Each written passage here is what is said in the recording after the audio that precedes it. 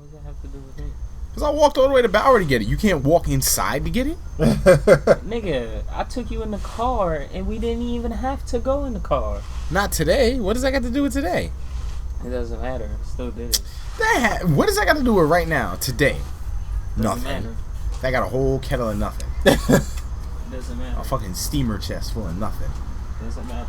A motherfucking whole fucking teacher's desk full of nothing. 50-gallon oil drum of nothing.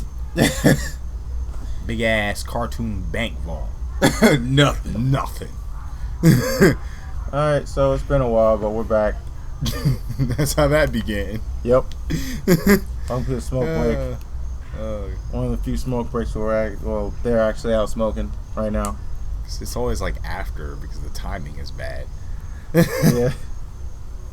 But like you had a eventful couple of probably close to a month since we did one of these.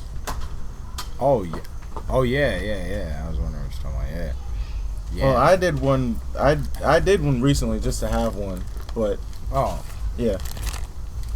Yeah, I've been absent from like vlogging and everything because I had meningitis. Mm-hmm.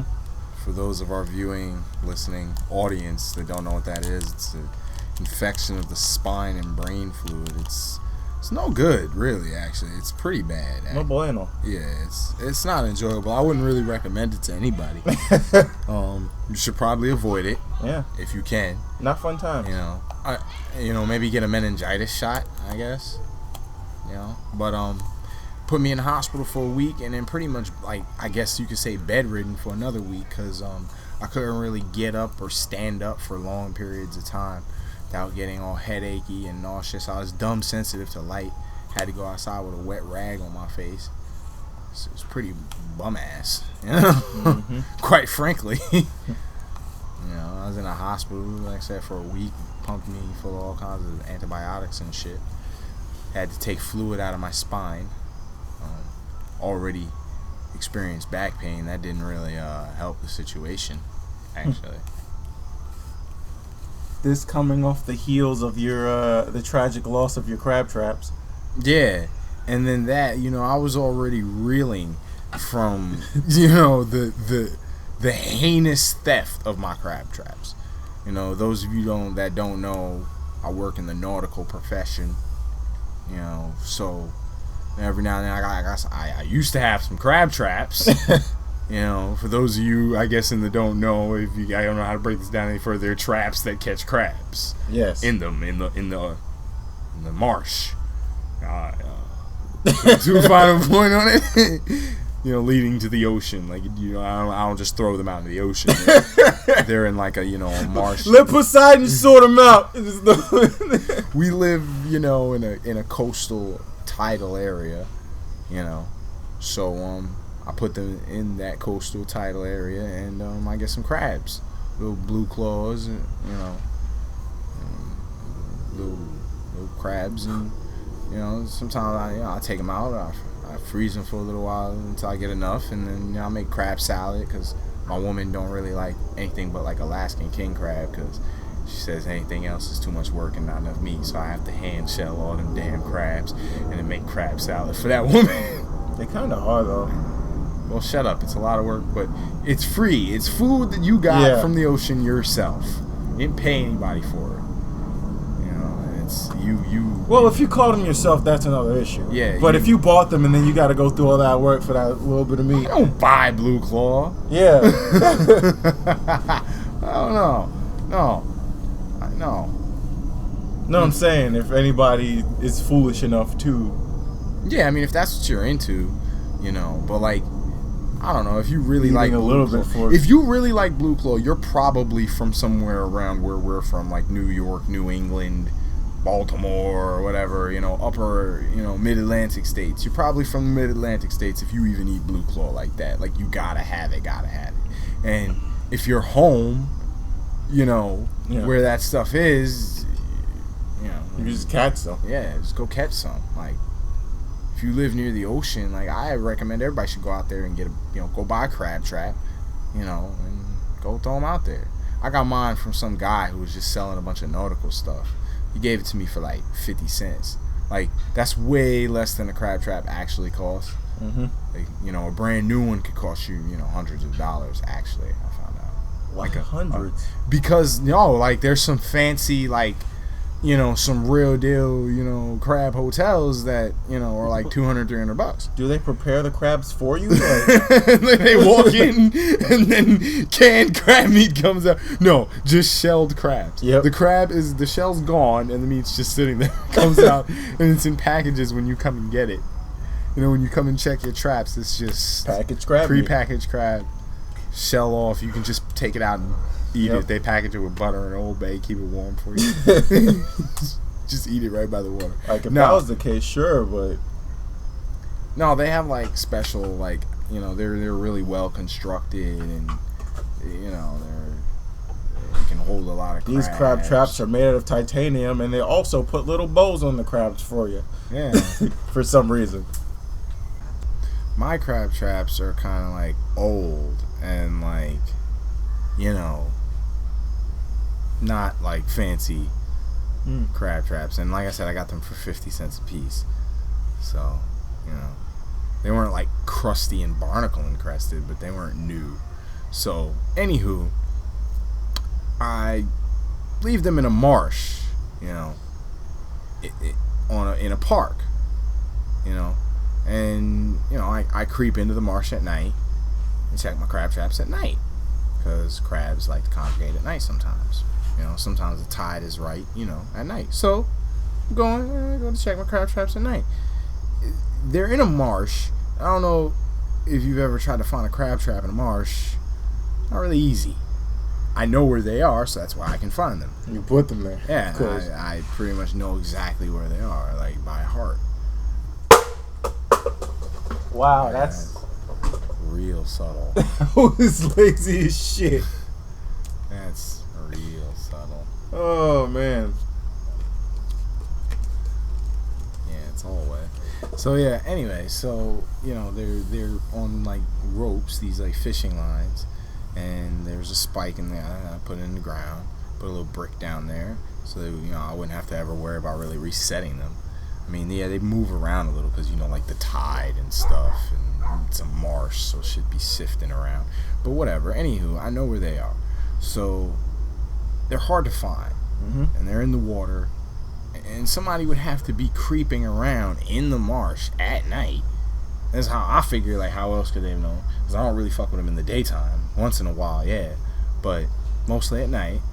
What I'd be wondering is how was somebody out there creeping around in that marsh with me in the middle of the night to see this happening, to see me checking my crab traps and shit, and then just came and stole them and relocated them. Now, see, I've come there once in a while and my crab's been gone. And, like, maybe someone poached them. Maybe they just escaped. Sometimes them crabs are smart, man. They get out sometimes. Like, just today, I was checking the crab traps at my job, which are, like, everybody's crab traps who kind of works there and lives there or whatever. But I was checking the crab traps, and I pull up the crab traps, and there's, like, 2 crabs inside one of them. And then there's a crab on top of the crab trap with the bait in its claws. What, nigga? He's just standing on top of the crab trap, just like... Yeah, so what? Yeah, nigga. Like, I did it. My buddy Eric, he's like slowly pulling up the crab trap, pulling it up, and he's like, well, this doesn't help us. He's on top of the crab trap. Little dude, just like, he realizes what's going on. He's coming up to the surface. He just jumps over, just boop, bait in hand and everything. He somehow got into the crab trap or like pulled the bait out the top somehow. But normally, crabs are stupid. They go inside the trap, and they try to get the bait, and the trap is hinged a certain way, so it only really goes in, not out. I'm estimating that, like, one of the crabs inside grabbed the bait, and he just kind of snagged it out that one's hands through the cage. Probably. You see that, too. Or sometimes, what actually is good sometimes, what I found, is you get cannibal crabs that will eat the other crabs and get big. Like, what was it, 2 summers ago, I had a big cannibal crab, well, 2 medium-sized cannibal crabs. in the cage with a bunch of other crabs, and they soon ate them all. I knew they were eating them all because you find little bits of shell and remnants and they're dead, and then these other crabs are bigger.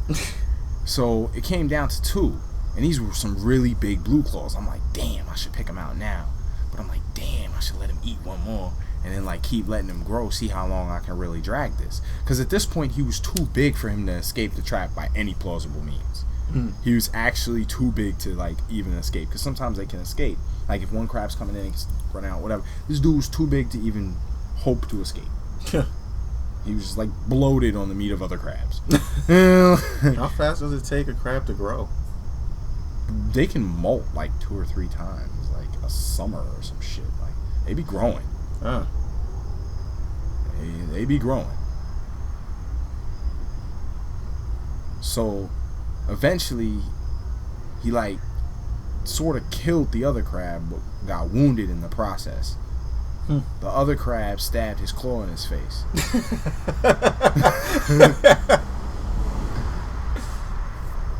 To the other cannibal crab's credit, he snapped that claw off and killed the other crab. Because I shit you not, audience, I swear this is true. When I pulled the crab trap up, after like weeks of pretty much just letting this go on, you know, like I'm so surprised like one of the Spanish dudes didn't like just take that big crab. But anyway, so weeks of letting this shit go on, I come back one day, I find one crab dead. He's just clean dead with his claw missing, and it's in the other crab dude's face. Snapped off. Tried to go for that jab, and it didn't penetrate deep enough. It's funny to think about it because they're underwater, so it's all happening in like slow mo. Like as soon as I saw that, I'm like, oh! I was thinking about like the crab battle in my mind, and I'm like, din din din din din din din din din din din din din din, like crab stabbed in the face. Thought he was dead. Like other crab triumph over the big kahuna over here. He's the big kahuna. He's been eating these crabs for so long. Tried to yank his claw back out. Got just reached out slowly and grabbed his claw. Like, nope, I'm not done yet. It was quickly in like crab thing time. In crab time, it was quick. It was a quick little snap it off. But like in real time, just slowly. Just plotting and deliberate. But crab time, that shit was just like. Then he just snapped his. Right at the joint.